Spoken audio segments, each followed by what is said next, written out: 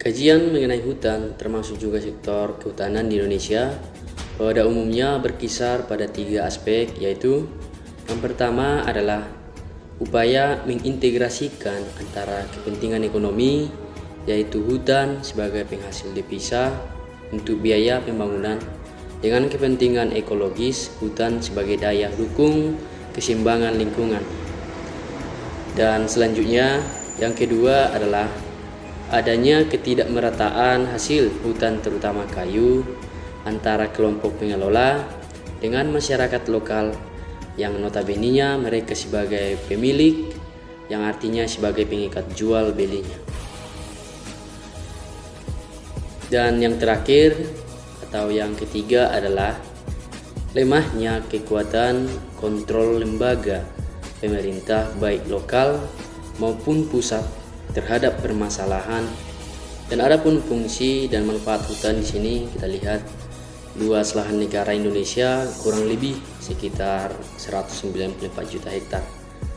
Dari luas lahan tersebut terdapat beberapa bagian diantaranya yaitu berupa lingkungan hidup binaan manusia atau yang sudah ditempati sebesar 25%. Contohnya seperti desa, perkotaan, jalan, dan industri. Dan sisanya seluas 75% berupa hutan atau yang masih belum terjamah oleh manusia. Hutan yang ada di Indonesia menurut fungsinya dibedakan menjadi beberapa jenis.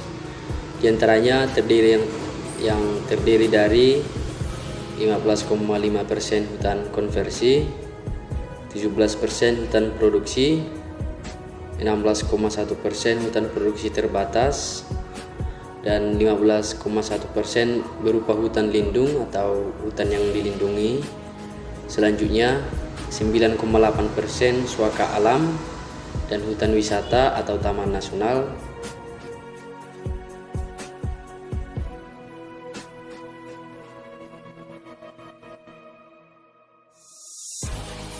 Di sini juga ada fungsi hutan, yaitu yang pertama hutan lindung, yaitu kawasan hutan yang karena sifat-sifat alamnya diperuntukkan guna pengaturan tata air dan pencegahan bencana seperti banjir dan erosi, serta untuk pemeliharaan kesuburan tanah.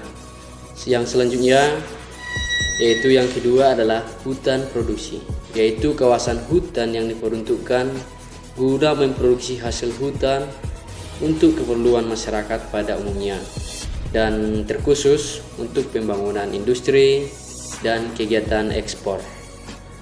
Di sini ada penjelasan hutan produksi, yaitu yang pertama hutan produksi dengan penggunaan terbatas, yaitu yang artinya hutan produksi yang hanya dapat dieksploitasi dengan cara tebang pilih. Dan selanjutnya yang kedua adalah hutan produksi dengan penebangan bebas, yang artinya sebagai hutan produksi yang dapat dieksploitasi baik dengan cara tebang pilih maupun dengan cara tebang habis, dan disertai dengan pembibitan alam atau dengan pembibitan buatan. Fungsi hutan yang selanjutnya adalah hutan suaka alam, yang merupakan kawasan hutan yang karena sifat yang khas diperuntukkan secara khusus untuk perlindungan alam hayati lainnya, antara lain yang dapat dibagi dalam beberapa jenis, yaitu hutan suaka alam yang berhubungan dengan alamnya yang khas, termasuk alam hawani dan alam nabati, yang perlu dilindungi untuk kepentingan ilmu pengetahuan dan kebudayaan yang sudah kita ketahui selama ini atau sering kita kunjungi, yaitu cagar alam. Yang kedua, hutan suaka alam yang ditetapkan sebagai suatu tempat hidup marga satwa yang mempunyai nilai khas bagi ilmu pengetahuan dan kebudayaan, serta merupakan kekayaan dan kebanggaan nasional yang kemudian disebut marga satwa. Yang terakhir adalah hutan wisata, yaitu kawasan hutan yang diperuntukkan secara khusus untuk dibina dan dipelihara guna kepentingan pariwisata atau perburuan, yaitu Satu, hutan wisata yang memiliki keindahan alam, baik keindahan nabati, keindahan hewani, maupun keindahan alamnya sendiri memiliki corak yang khas untuk dimanfaatkan bagi kepentingan rekreasi dan kebudayaan. Hutan seperti ini disebut sebagai taman wisata. Yang kedua, hutan wisata yang di dalamnya terdapat satwa baru yang memungkinkan diselenggarakannya perburuan yang teratur bagi kepentingan rekreasi, yang selanjutnya disebut dengan taman baru. Selanjutnya, manfaat hutan. Hutan sebagai keanekaragaman hayati, biodiversity mengacu kepada keanekaan dan kelimpahan gen, jenis dan populasi makhluk hidup, tumbuhan, hewan, dan mikroorganisme, serta ekosistem di mana makhluk hidup itu berada. Keanekaragaman hayati ini harus dimaknai secara jelas, karena beberapa pengertian dan syarat yang perlu diketahui, yaitu keanekaragaman hayati memberi makna kekayaan gen, jenis, populasi, dan ekosistem. Misalnya dari segi gen, kita mempunyai keanekaragaman yang berbeda, yang tinggi dari jenis pisang, seperti pisang tanduk, pisang kijang, pisang emas, pisang susu, pisang kepok, pisang oli, pisang raja, pisang ambon, pisang klutuk, pisang barangan, dan sebagainya. Gen, jenis, populasi atau ekosistem itu harus menempati relungannya yang sesuai. Misalnya harimau itu tempatnya memang di hutan, bukan berkeliaran di tengah kota. Ikan berada di perairan, sedangkan burung umumnya berada di udara, dan seterusnya. Peningkatan keanekaragaman dengan jenis eksotik tanpa pertimbangan yang masak dapat menimbulkan malapetaka, seperti kasus kelinci yang diimpor ke Australia yang merupakan budidaya tanaman, yang kemudian diatasi dengan impor serigala merah yang ternyata menimbulkan masalah baru karena banyak memangsa atau marsupilia atau kanguru kecil yang dilindungi. Tafsiran jenis kelompok makhluk hidup yang ada di Indonesia maupun di dunia. Kelompok hewan menyusui di dunia terdapat sekitar 40.000 jenis, dan di Indonesia 3.000 jenis. Dan persentase yang ada di Indonesia sebesar 7,5%. Punya kelompok burung. Di dunia terdapat sekitar 8.900 jenis kelompok burung, sedangkan di Indonesia sekitar 1.500 jenis kelompok burung. Dan persentase yang ada di Indonesia sebesar 16,9%. Kelompok reptil. Terdapat sekitar 8.000 jenis di dunia, dan di Indonesia sekitar 2.000 jenis, dan persentase yang ada di Indonesia sebesar 25%. Kelompok amfibi.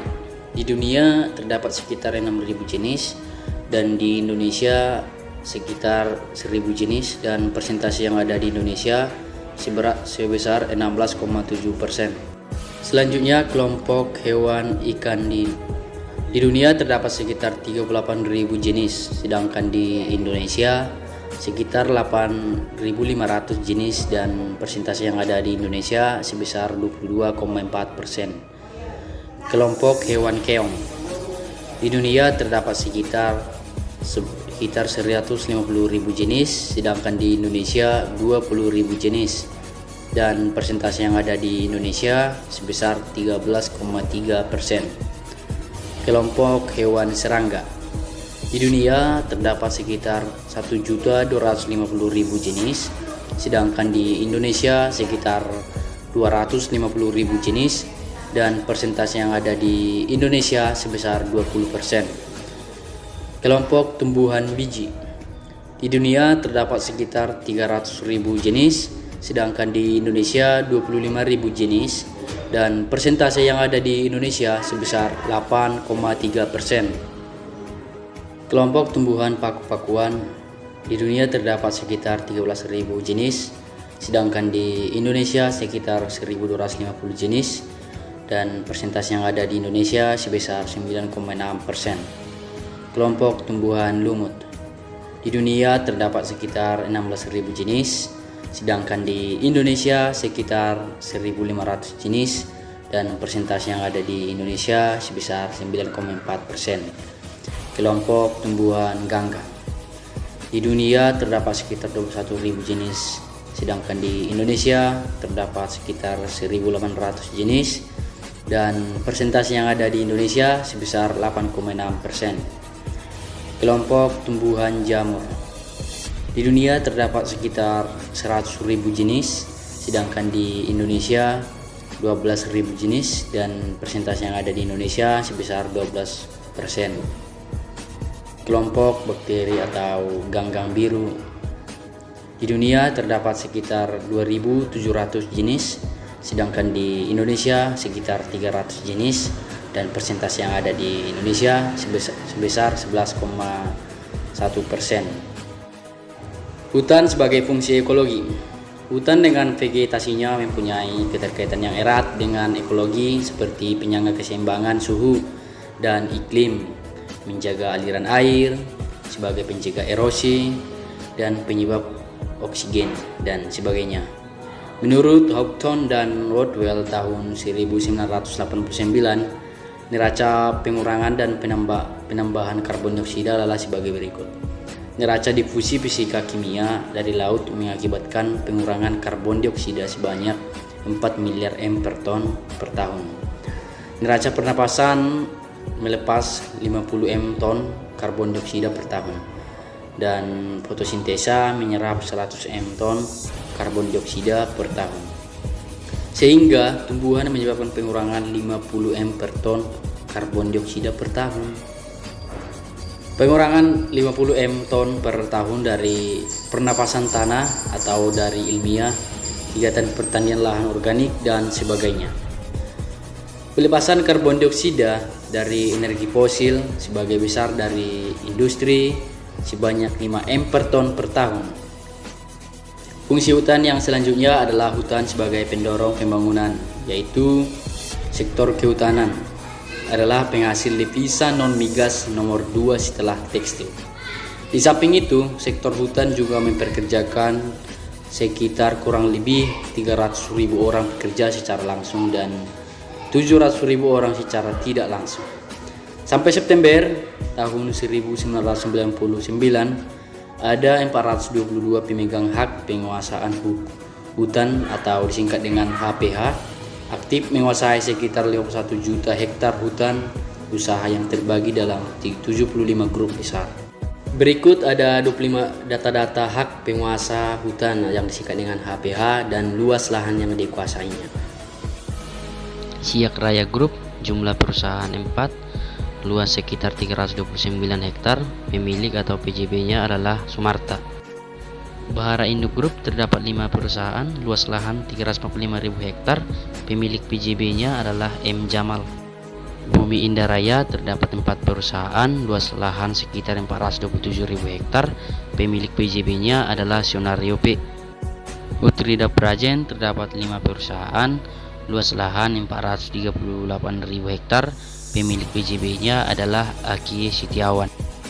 Tanjung Raya Group terdapat 6 perusahaan, luas lahan sekitar 476.000 hektar, pemilik PJB-nya adalah HA Bakri. Kayu Mas Group terdapat 6 perusahaan, luas lahan 519.000 hektar, pemilik PJB-nya adalah Tekman K. Dayak Sakti Group terdapat 7 perusahaan, luas lahan sekitar 672.000 hektar, pemilik PJB-nya adalah Winda Rachman.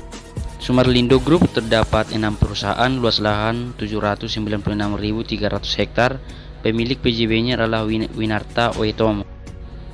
Panca Eka Bina Plywood terdapat 8 perusahaan, luas lahan sekitar 835.000 hektar, pemilik PJB-nya adalah Supendi. Kalamur terdapat 8 perusahaan, luas lahan sekitar 967.500 hektar, pemilik PJB-nya adalah Antoni Salim.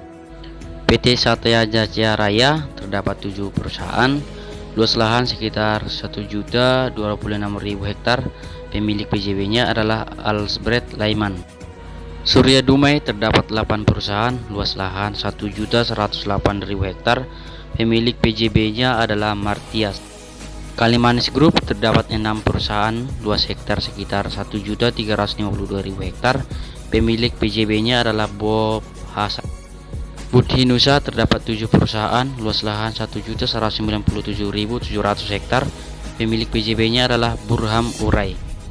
Korindo terdapat 8 perusahaan, luas lahan sekitar 1.493.500 hektar, pemilik PJB adalah In Yong Sun. Alas Kusuma terdapat 15 perusahaan, luas lahan 2.189.000 hektar, pemilik PJB-nya adalah PO Swandi. Di Jayanti terdapat 20 perusahaan, luas lahan 2.805.500 hektar, pemilik PJB-nya adalah Burham Urai.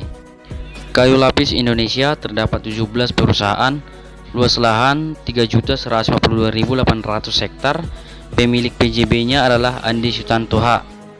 Barito Pasifik terdapat 79 perusahaan, luas lahan 3.576.800 hektar, pemilik PJB-nya adalah Pragojo P. Masalah hutan di Indonesia, terdapat masalah yang paling serius yang dihadapi oleh hutan Indonesia adalah masalah deforestasi atau penyusutan luas hutan. Sistem eksploitasi selama ini telah menyebabkan kawasan hutan menyusut dengan sangat cepat. Indonesia telah kehilangan 72% hutan asli dalam kurun waktu tidak lebih dari 3 dekade. Dengan tingkat deforestasi yang tertinggi di dunia. Dan juga terdapat kebakaran hutan skala besar adalah sebuah fenomena yang cenderung menjadi rutin dalam 20 tahun terakhir. Kecenderungan tersebut ditunjukkan dengan siklus kebakaran hutan yang semakin pendek dan meluas setiap tahunnya. Pada tahun 1982 kita masih mengingat kebakaran hutan di Kalimantan Timur yang menghanguskan lebih dari 3 juta hektar. Lalu berturut-turut kebakaran hutan yang terjadi pada tahun 1991 dan pada tahun 1994, dan mulai tahun 1997 terjadi kebakaran hutan hampir setiap tahun. Menurut Renata Simatupang, masalah kehutanan di Indonesia disebabkan oleh beberapa hal antara lain log ilegal. Berdasarkan data Deputbun, kebutuhan bahan baku kayu bulat mencapai 60 juta meter kubik, sementara kemampuan hutan memasok kayu hanya sebesar 30 juta meter kubik, selebihnya berasal dari kayu ilegal. Masalah hutan yang selanjutnya adalah kelebihan kapasitas industri. Menurut Bank Dunia, kapasitas terpasang industri sebagai pulpwood atau pulp dan kertas meningkat terlalu cepat, yaitu 2 kali lipat selama tahun 1970 sampai tahun 1990. Sementara kenaikan produksi dari kertas, pulp and paperboard hampir 3 kali lipatnya.